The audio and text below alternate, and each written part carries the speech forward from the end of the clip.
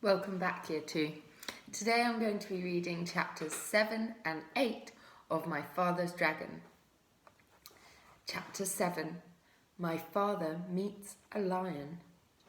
My father waved goodbye to the rhino, who was much too busy to notice, got a drink further down the brook and waded back to the trail. He hadn't gone very far when he heard an angry animal roaring. "Ding blast it! I told you not to go blackberry picking yesterday. Won't you ever learn? What will your mother say?" My father crept along and peered into a small clearing just ahead. A lion was prancing about, clawing at his mane, which was all snarled and full of blackberry twigs. The more he clawed, the worse it became, and the madder he grew, and the more he yelled at himself, because it was himself he was yelling at all the time. My father could see that the trail went through the clearing, so he decided to crawl around the edge in the underbrush and not disturb the lion. He crawled, and the yelling grew louder and louder. Just as he was about to reach the trail on the other side, the yelling suddenly stopped. My father looked around and saw the lion glaring at him. The lion charged and skidded to a stop a few inches away. And there's the lion skidding to a stop. "Who are you?" the lion yelled at my father. "My name is Elmer Elevator. Where do you think you're going?" "I'm going home," said my father. "That's what you think," said the lion. "Ordinarily, I'd save you for afternoon tea, but I happen to be upset enough and hungry enough to eat you right now." And he picked up my father in his front paws to feel how fat he was. My father said, "Oh, please, lion, before you eat me, tell me why you are so particularly upset today." "It's my mane," said the lion, as he was figuring how many bites a little boy would make. "You see what a dreadful mess it is, and I don't seem to be able to do anything about it. My mother is coming over on the dragon this afternoon, and if she sees me this way, I'm afraid she'll stop my allowance. She can't stand messy manes. But I'm going to eat you now, so it won't make a difference to you." "Oh, wait a minute," said my father, "and I'll give you just the things you need to make your mane all tidy and beautiful. I have them here in my pack." "You do?" said the lion. "Well, give them to me, and perhaps I'll save you for afternoon tea after all." And he put my father down on the ground. My father opened the pack and took out the comb and the brush and the 7 hair ribbons of different colours. "Look," he said, "I'll show you what to do on your forelock. That's the fringe, where you can watch me. First, you brush a while, and then you comb, and then you brush again until all the twigs and snarls are gone. Then you divide it up in 3 and braid it like this, and tie a ribbon around the end." As my father was doing this, the lion watched very carefully and began to look much happier. When my father tied on the ribbon, he was all smiles. "Oh, that's wonderful, really wonderful," said the lion. "Let me have the comb and brush and see if I can do it." So my father gave him the comb and the brush, and the lion began busily grooming his mane. As a matter of fact, he was so busy that he didn't even know when my father left. There's the lion combing his hair. Doesn't he look happy? And there he is with lots of braids in his hair. Chapter 8. My father meets a gorilla. My father was very hungry, so he sat down under a baby banyan tree on the side of the trail and ate 4 tangerines. He wanted to eat 8 or 10, but he had only 13 left, and it might be a long time before he could get more. He packed away all the peels and was about to get up when he heard familiar voices of the boars. I wouldn't have believed it if I hadn't seen them with my own eyes, but wait and see for yourself. All the tigers are sitting around chewing gum to beat the band.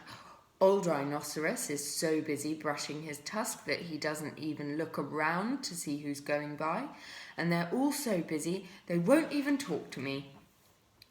Horse feathers, said the other boar, now very close to my father. They'll talk to me. I'm going to get to the bottom of this if it's the last thing I do. The voices passed my father and went around a curve, and he hurried on because he knew how much more upset the boars would be when they saw the lion's mane tied up in hair ribbons. Before long, my father came to a crossroads, and he stopped to read the signs. Straight ahead, an arrow pointed to the beginning of the river. To the left, the ocean rocks, and to the right, to the Dragon Ferry. My father was reading all these signs when he heard paw steps and ducked behind the signpost.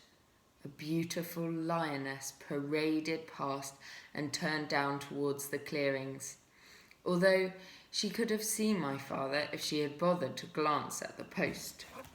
And there's Elmer hiding by the signpost with the beautiful lioness walking past.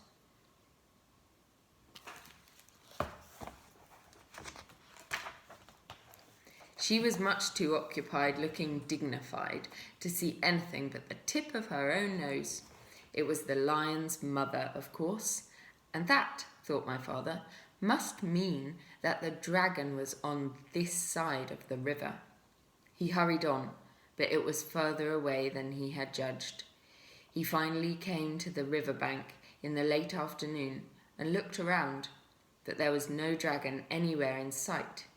He must have gone back to the other side. My father sat down under a palm tree and was trying to have a good idea when something big and black and hairy jumped out of the tree and landed with a loud crash at his feet.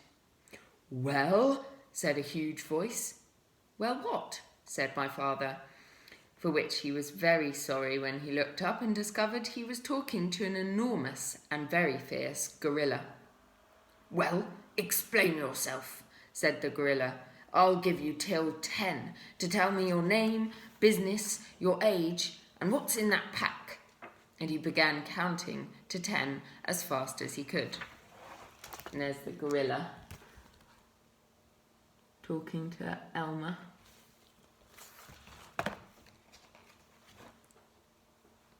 My father didn't even have time to say, "Elmer Elevator, Explorer," before the gorilla interrupted. "Too slow! I'll twist your arms the way I twist the dragon's wings, and then we'll see if you can't hurry up a bit." He grabbed my father's arms, one in each fist, and was just about to twist them when he suddenly let go and began scratching his chest with both hands. "Blast those fleas," he raged.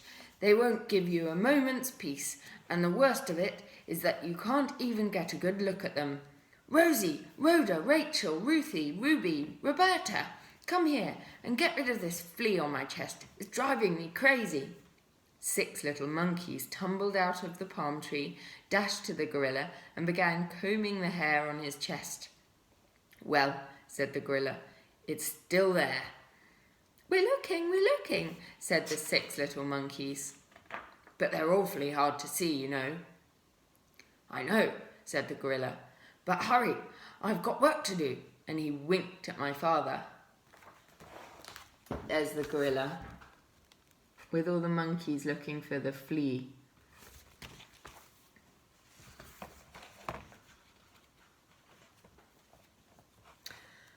"Oh, gorilla," said my father, "in my knapsack I have 6 magnifying glasses. They'd be just the thing for hunting fleas." My father unpacked them and gave one to Rosie, one to Rhoda, one to Rachel, one to Ruthie, one to Ruby, and one to Roberta.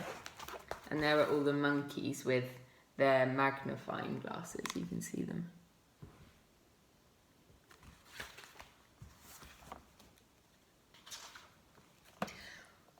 "Why, they're miraculous," said the 6 little monkeys. That means like a miracle. "It's easy to see the fleas now, only there are hundreds of them. And they went on hunting frantically. A moment later, more monkeys appeared out of a nearby clump of mangroves and began crowding around to get a look at the fleas through the magnifying glasses. They completely surrounded the gorilla, and he could not see my father, nor did he remember to twist his arms. And there's a flea under the magnifying glass.